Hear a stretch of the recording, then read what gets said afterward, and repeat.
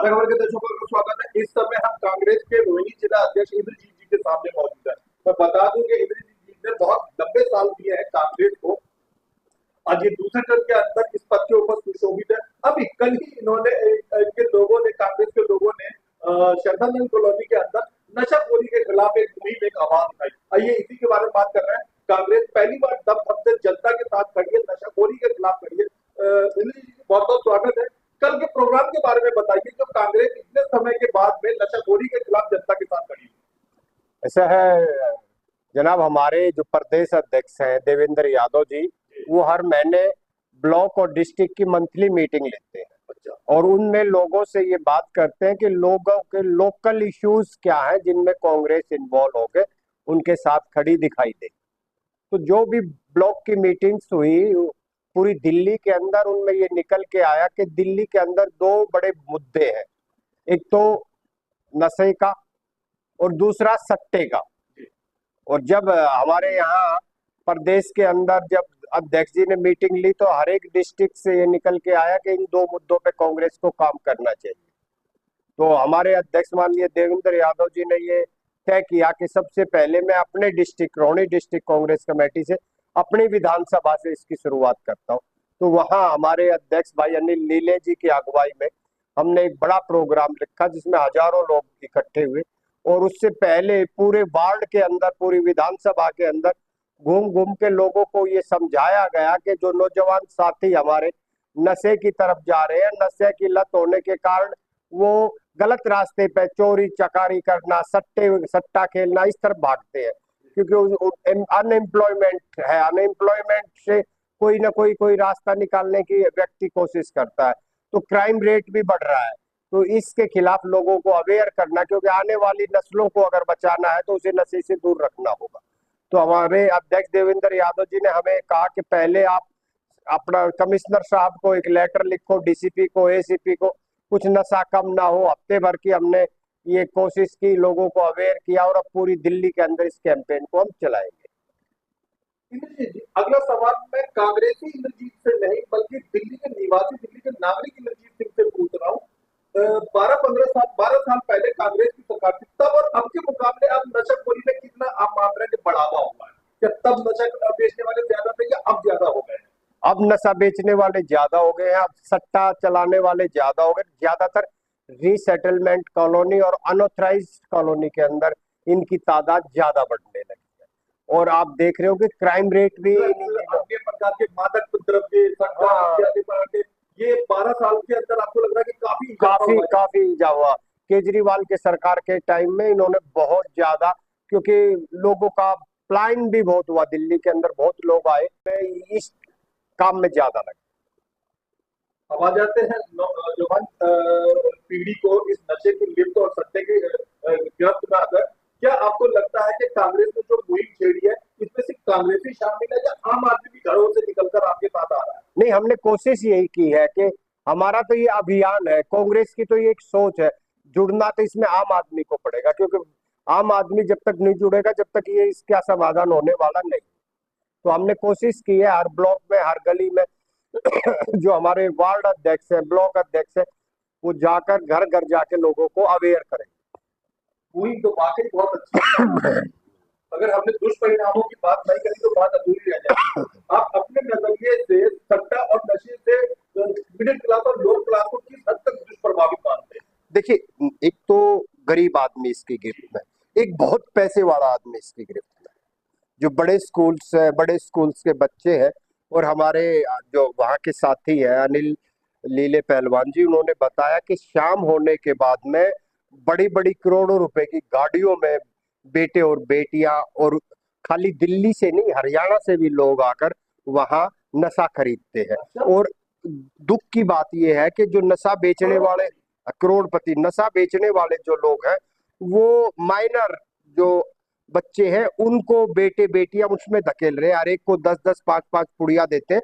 Telephone पे contact हुआ, वो स्थान बता देंगे कि वो वहां मिलेगी, वहां से वो लेगी, पैसे देगी। जब उसकी 10 पुड़िया बिक जाएंगी तो वो फिर उससे कांटेक्ट करेगी, फिर 10 पुड़िया ले आएंगी। और इस टाइप से अगर आप देखेंगे तो हर रोज कोई ना कोई रीसेटलमेंट और अनऑथराइज्ड कॉलोनी में ये सट्टे और नशे वालों का हर रोज क्राइम रेट में एक दो मर्डर हमेशा आप अखबार में पढ़ते होंगे। उसका कारण यही है कि जब तक दिल्ली पुलिस और आम नागरिक अवेयर होके इस समस्या, नशे में गिरफ्त व्यक्ति बाद में अन्य अपराधों में भी शामिल हो रहे हैं। बिल्कुल अन्य अपराधों में ई रिक्शा के माध्यम से नशा करेंगे, ई रिक्शा चलाएंगे, शाम को चोरी करेंगे, चेन स्नैचिंग दिन पे दिन बढ़ती जा रही है। जो इजी देने के कारण हत्याएं होती है, बिल्कुल हत्याएं हो रही है, आप हमारे से ज्यादा जानते हैं, क्योंकि प्रेस, पुलिस और वकालत ये आम नागरिक से, आम सिस्टम से 4 साल आगे रहती है। आप हमारे से ज्यादा बेहतर जानते हैं। लेकिन दुख और ये है कि आज का युवा गिरफ्त में है। बेचने वाला तो अपना जीवन निकाल लेगा, लेकिन आने वाली जो हमारी नस्लें हैं, जैसे पंजाब के अंदर नशा कितना बढ़ गया था, तो ये विदेशी ताकतें को भी इसमें मदद मिलती है। आप देखते होंगे कि गुजरात के अपना पोर्ट्स पर कितनी ड्रग्स पकड़ी जाती है।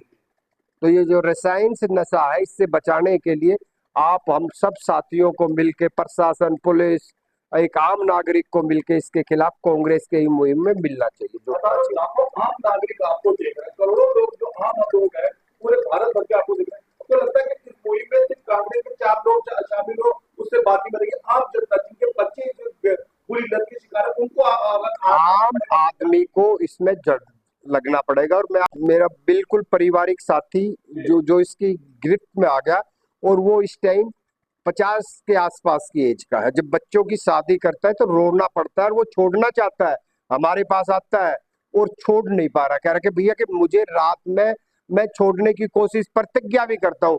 ये ऐसा नशा है, चाह के भी आदमी नहीं छोड़ जाती, बिल्कुल ऐसी लत पड़ती है। कहता मेरे पेट में मुझे जो है ना नचोटने लग जाती है, मैं आटने पड़ने लग जाती है, पेन होने शुरू हो जाता है अगर मैं नशा ना करूं। तो ये हाँ, पहले तो बच्चों को सोच में, चाह में इससे जुड़ जाते, फिर निकलना बड़ा मुश्किल है।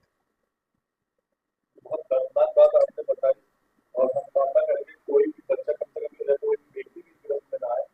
अब बात करते हैं, आप चूंकि रोहिणी जिला अध्यक्ष है, और अभी हाल ही में आपने अपनी नई टीम की कोशिश करी है, अपना लोगों को ज्यादा से ज्यादा जोड़ते जा रहा है। जो नई टीम आपने घोषित करी, उनसे आप क्या उम्मीद करते हैं? देखिए, कुछ साथी ऐसे थे जो पिछले चुनाव और उस चुनाव के कारण, या तो वो साथी चाहते थे कि हमें जो है प्रमोशन मिले, या वो साथी काम नहीं करना चाहते थे। उनके साथ हमने कुछ नए साथी जो काफी समय से जिनके काम को हम देख रहे थे, उन साथियों को अपॉइंट किया है। क्योंकि मंथली, हर महीने हम एक वार्ड के अंदर, एक ब्लॉक के अंदर कोई एक हमारे प्रदेश अध्यक्ष ऐसा काम देते जो जैसे अब नशे का दिया अवेयरनेस, इससे पहले कोई और इस टाइप का, हर नागरिकों का सम्मान, आप शहीदों का सम्मान करने जा रहे हैं, पुलिस का सम्मान, इस टाइप से फोर्सों का सम्मान, कोई ना कोई एक ऐसा इशू देंगे। तो हम जो नए साथी जुड़ना जा रहे हैं, कांग्रेस को वही अपना पुरानी जो कांग्रेस की सरकार थी दिल्ली में, कोशिश कर रहे हैं देवेंद्र यादव जी, उसी उसी परफॉर्मेंस के साथ कांग्रेस खड़ी हो। फिलहाल आपने अभी हाल ही में कितने ब्लॉक अध्यक्षों की घोषणा करी है? नहीं, कार्यकारी ब्लॉक अध्यक्ष मैंने अभी नियुक्त किए हैं, क्योंकि उनकी अप्रूवल अध्यक्ष जी ने दे दी है। जिस दिन चिट्ठी मिल जाएगी वो संपूर्ण हो जाएंगे। अभी उनसे कार्यकारी अध्यक्ष जो मेरे कार्य क्षेत्र के अंदर आता है, मैंने उनको बनाया है। जैसे एक साथी हमारे नरेश जी हैं, राहुल अरगुल है, राहुल है, राजू यादव जी है, एक प्रजापति है। इस टाइप से हमने 5 तो रिठाला के अंदर किए हैं। बाकी जहां जहां कोई साथी किसी कारणवश, जैसे केपीएस वर्मा जी स्वास्थ्य के कारण उनके परिवार में मिस है, तो उनकी अभी मुझे चिट्ठी आई थी कि भाई साहब, हमारे ऐसे साथी हैं जो अध्यक्ष रहते हुए भी ये कहते हैं कि मैं अब चाहता हूं कि मेरी जगह मैं किसी दूसरे साथी को ट्रेंड करूं। सुनील जी, आप जिलाध्यक्ष हैं, बहुत सारे इस जिले में आपके 5 विधानसभा है आपके अंडर में, बहुत सारे कांग्रेसी, पुराने कांग्रेसी है, नए कांग्रेसी भी है उसमें, सबको जोड़ना, पद देना भी इतना मुमकिन नहीं हो पाता है। अपने जिले के कांग्रेसियों से आप क्या उम्मीद करते हैं, क्या चाहते हैं आप? नहीं, कई साल से इस समय लोकसभा में इन लोगों के नंबर भी नहीं आ पा रहा है कांग्रेस का। नहीं, देखिए, एक दौर होता है, आप और हम ये जानते हैं। यूनिवर्सिटी में पढ़ता था, छात्र राजनीति करता था, तो अमिताभ बच्चन अगर अपने कूल्हे पर हाथ रख के खड़े हो जाते थे तो वो दिल्ली यूनिवर्सिटी का स्टाइल बन जाएगा। और अगर उन्होंने पैंट की मोहरी का साइज बढ़ा लिया तो नेक्स्ट डे कमला नगर के अंदर टेलरों की यहाँ लाइन लग जाया करती। तो एक दौर है, ये दौर कांग्रेस का थोड़ा सा मंदम की तरफ था, क्योंकि काफी टाइम हो गया कांग्रेस को सत्ता से बाहर हुए। ये ज्यादा दौर था। तो शीला जी के बाद में जो आम आदमी पार्टी आई, उन्होंने बड़े बड़े सपने दिखाए और एक आम आदमी के जीवन से खेलने का काम किया, जिसके कारण आप और हम जानते हैं नशाखोरी बढ़ी और अलग काम हुए। उन्होंने एक आम आदमी को निरिस बना दिया, नाकारा बनाने की कोशिश करी, सिर्फ झूठ के वादे दिखाकर। तो उससे कांग्रेस ने इस दिल्ली को निकालने का काम किया है देवेंद्र यादव जी के नेतृत्व।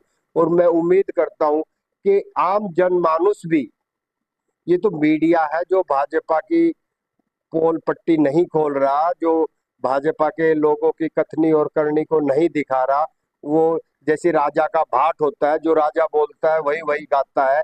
इस वजह से ये सिस्टम है। नहीं तो राहुल गांधी जी जो काम प्राइम मिनिस्टर को करना चाहिए वो काम कर रहे हैं। प्राइम मिनिस्टर वो काम कर रहा है जो एक पार्टी के अध्यक्ष को करना चाहिए। वो प्राइम मिनिस्टर वाला रोल उनका नहीं है, रोल है भाजपा के अध्यक्ष वाला, कि मैं कैसे करके हर स्टेट में अपनी सरकार बनाऊं, तरीका कोई भी हो, चाहे वो गलत हो या ठीक हो, सरकार भाजपा की होनी चाहिए। आप जिलाध्यक्ष हैं और 5 विधानसभाओं के लोग आपकी तरफ आशा की नजर से देखते हैं, क्योंकि आप विपक्ष में हैं।